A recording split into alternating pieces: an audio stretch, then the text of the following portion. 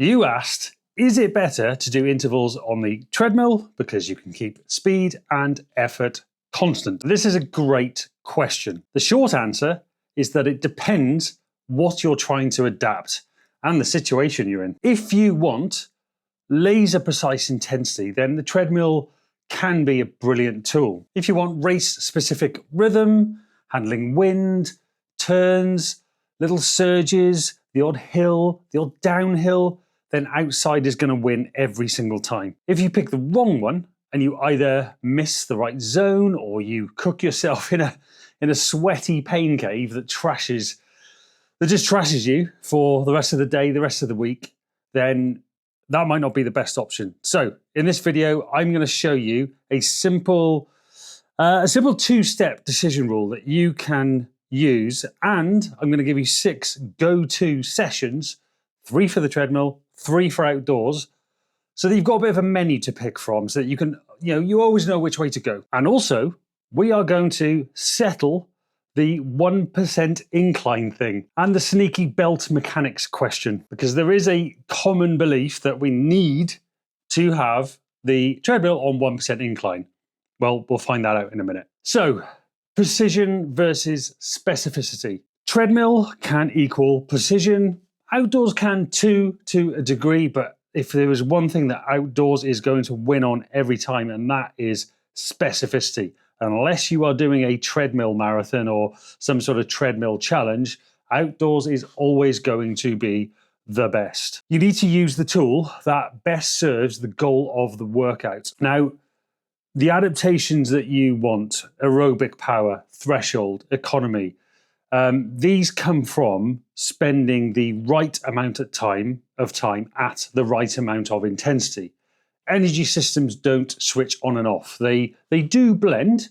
There is no hard and fast line between zone 2 and zone 3. You don't suddenly go, oh no shit, I'm in zone 2 or zone 3 all of a sudden. They do blend. So control what matters when you're targeting a zone is my advice. Do this. Now, if today's goal is a very tight physiological target, for example, you are trying to spend some time at a very specific heart rate, or you are trying to spend some time at a very specific incline, for example, then you could default to the treadmill for more control over that. If today's goal is race pace rhythm or dealing with terrain, then default to going outdoors. A common mistake is doing every hard session either on the treadmill or outside and not mixing it up one way or the other.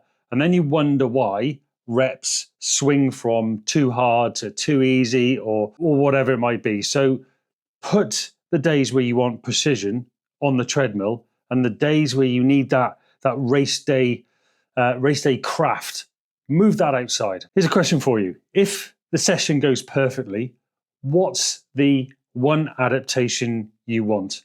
Is it control or is it specificity? So let's move on to the next section and let's talk about what I call the environment tax. And that is heat, wind, terrain, all that kind of stuff. So outdoors is going to give you corners, cambers, tiny little climbs, tiny little downhill. And that is the race reality. You are never going to get a race that is absolutely as perfect as a treadmill, where it is just a constant pace and a constant level platform to run on. That's the race reality. Treadmills remove those variables. They are great for control, but you do lose the handling. I have actually been a little bit guilty of being on my treadmill a bit too much recently. I did Fridays, Saturdays, Sundays long run, and then Tuesday, it's now Thursday today at time of recording. On Tuesday, I then did both of my sessions, my morning session and my evening session. And then guess what happened yesterday when I went out to run? Oh, it felt like horseshit. So please do just just remember that you do lose a little bit of that feel for the road, so don't do too much on the treadmill. So let's have a little think about, like, what does the evidence actually say? Now, your body doesn't care whether speed or slope gave you the stimulus. It cares about the internal load. I say this all the time. Our heart doesn't care if, what the incline is, or what pace you're running, or what the terrain's like, or what the weather's like. All it cares about is effort. So use different routes to the same physiological place. You could do this on hot or stormy days, then move it on the treadmill and use a fan to keep you cool.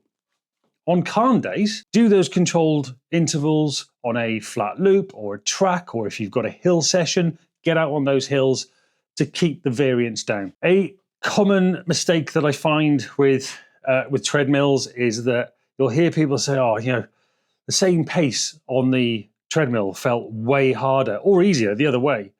The fix will be, particularly if you're doing it in a hot place and it feels harder, use a fan and use heart rate, or even better still, RPE, rating of perceived exertion, vis-a-vis feel, alongside your pace, just so you can catch that heat drift early, because it does get warmer quicker inside. You've not got the passive air cooling. So go a little bit more by RPE rather than pace.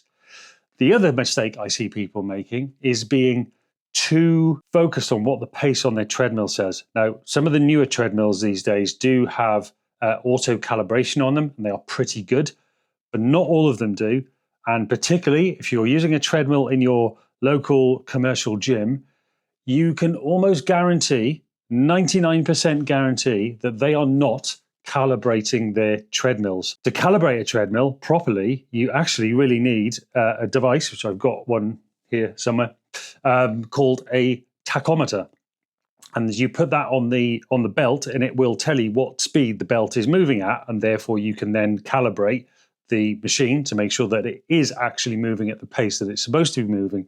However, most commercial gyms, if you don't do your own treadmill at home and you calibrate it, then you can probably be certain that your treadmill might not be going the pace that you think it is. So let's talk about mechanics and the belt and that 1% incline rule that we all hear about. So the belt returns under you, which does slightly change how you apply force. Outdoors demands a little bit more propulsion and stabilization.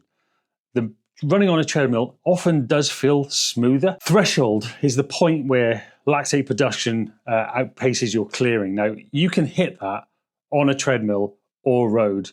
Intensity is the driver, not the surface. So you don't need a treadmill to control it. You can get out there and do it. And this is how you can do it. Go and run your natural cadence and posture on the mill. Don't overstride to match the belt. That incline, use 0 to 1% for most work. Up to 1% you can put for interval, and if you need to nudge it up to 1 to 2%, that's where you can use it to try and model headwind or false flats, or keep heart rate honest in the heat. The mistake is treating that 1% incline rule that we all hear about as a religion. It is not a religion. There have been some studies that have come out to tell us that it isn't necessarily needed. It doesn't actually mimic the loss of wind resistance. Certainly not for most running. If you do some pretty intense intervals, then you can turn it up to 1-2% to mimic a little bit of that wind resistance. But for most running, you don't need to put the treadmill on an incline. Some of the contexts where I personally definitely find, and certainly with the athletes I coach, that a treadmill does become extremely useful is, we're busy parents, we've got stuff going on, or some sort of constraints with work, and if you have got a treadmill at home, it can be super useful in occasions where you've got childcare or tight lunch breaks, or you're trying to get a workout in before work, or whatever it might be. Other instances, particularly I know in the UK, we have lots of single track roads, some of which are super dangerous, especially in the dark. We're coming into winter now. Icy roads, all that kind of stuff can be really useful for keeping your plan on track. And as I always say, consistency beats heroics. So if you do have a treadmill and you are struggling to get out for the day, for whatever the reason might be, that is a really useful way to do it. Don't use it as a default excuse all of the time, but it is a great way to get a workout in. So just remember that hitting that intended load, training load week after week, that is what is going to drive adaptation more than any one hero or epic session. Okay, so let's give you some ways to decide whether you should go on the treadmill or whether you should go outside, and a few sessions that you can actually use out there on the roads today or on the treadmill today. So first of all, if the target session, if the session is aiming at a narrow physiological zone, for example, you're looking to do 20 or 30 minutes at threshold, then pick the treadmill for control. If the weather's not great, if it's dark, that sort of stuff, pick the treadmill for control. No problem. If it aims at race rhythm, handling, hills, specific terrain, then pick outdoors. You can still do your threshold work outdoors. In fact, I would still say is the ideal scenario, as long as you've got the conditions to be able to do so. But those are some of the circumstances I would pick outdoors. Conditions, life. So if the weather, safety, or your schedule is a nightmare, if that's going to wreck the quality, then fine, switch to that treadmill and control those variables. So let me give you a little treadmill menu. This is where we can control things. So session that I actually did 2 weeks ago, great session, really enjoyed it, maybe afterwards, not at the time, but 10-15 minutes of warm up, and then 40 minutes of continuous running with 3 minutes at threshold and 1 minute just in the top end of zone 2. So it was a nice float. I wasn't really recovering too much. So you're keeping yourself in that threshold, you're bringing yourself down, that 1 minute of easier running, and then put yourself back into threshold and do that continuously for 40 minutes. So you're basically doing 10 reps of 3 minutes at threshold, 1 minute at easier effort for 40 minutes, and then give yourself another 10-15 minutes cool down. If you're training for a marathon and you're in that sort of deeper end of your marathon block, consider something like marathon alternations. So you could use your treadmill to do something like 20 minutes of easy running to warm up, 20 minutes to cool down at the end. And in between that, you could do something like 10 minutes at marathon effort, 10 minutes or 5 minutes at an easier effort, and alternate between the two for anything between 40, 60, 90 minutes if you can handle it on the treadmill. Key thing with that particular type of session is to go by marathon effort and keep it honest. Don't hammer yourself. You don't need to hammer the fast sections. Remember to keep it rhythm-based. Think marathon day, like do I feel like I'm actually running at marathon effort? Another one, I love using treadmills for hill sessions. They are really good. So you could do something, if you're training for something with loads of elevation, you could do something like 1 hour with the treadmill at 8 to 10%. I did it the other day. It's a tough one, especially if you're trying to keep yourself in zone 2. You can flick between either hiking or jogging it very, very tightly, or you could actually do hill reps. So if the weather is blowing a hoolie and you don't fancy going out in there and doing your hill reps, then the treadmill can be really useful for that. And you can range anything from 3-minute reps to 20-minute reps, depend on the thing that you're looking to do. And I always tend to set the treadmill for those kinds of sessions at around about 6 to 8% incline, maybe 10 to 12 if you're really strong on hills. Little outdoor menu that you can do. This is where you can be specific. If you're looking to do, you could do a similar session to the first one I mentioned, where you're doing 3 minutes on, 1 minute float. Do that on a flat loop. Exactly the same session. Brilliant way of doing it. But if it is super windy outside, or you live in a really undulating area and it's going to be tough to actually get into threshold, then revert to the treadmill. Those marathon alternations outside, that is definitely where I'd be wanting you to do a longer version of those marathon alternations, particularly in those final weeks of marathon training. Get out there and do your marathon pace work. So, you could do 2 miles on, 1 mile off, 10 minutes on, 5 minutes off, whatever the mixture could be. But I would definitely be wanting you to do something more in the kind of 16 to 20 mile distances for that kind of run, because we are trying to emulate exactly what race day is going to be like. And if you're 3, 4, 5 weeks out from race day and you're doing that kind of run and the weather's a bit crap, then I'd probably want you out there practicing it, because what if your marathon weather is crap? If it's that similar type of season, then that is a great opportunity to be out there practicing on in that kind of weather. And a third one for outside, again, if you are in the depths of your ultra training, or you've got something on trail, or you're going to be doing a hilly marathon, get out there on the roads or the trails.